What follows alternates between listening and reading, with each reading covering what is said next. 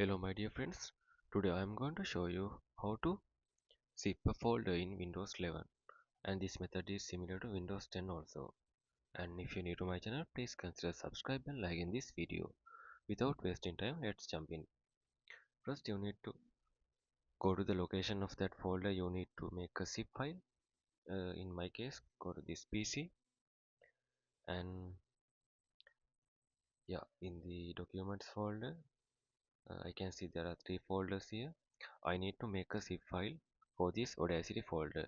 What you need to do is just right click on it, and in Windows 10 you can see whole menu here, but in the Windows 11 you need to go to show more option. Then you can see the whole menu. Then after you need to go to send to, and then it will be open side menu. There's option called compress zip folder. Just tap on it. Yeah, because in my case it is actually empty, so we can't make a archive file from this.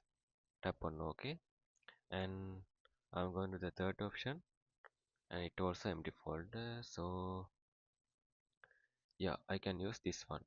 This is uh, this folder has some features, so just right click on it, go to show more options, and go to send to, and tap on compress zip folder. You can see it is compressing. That means it creates the compressed and zip folder. Wait for completion this one. It will not take too much time.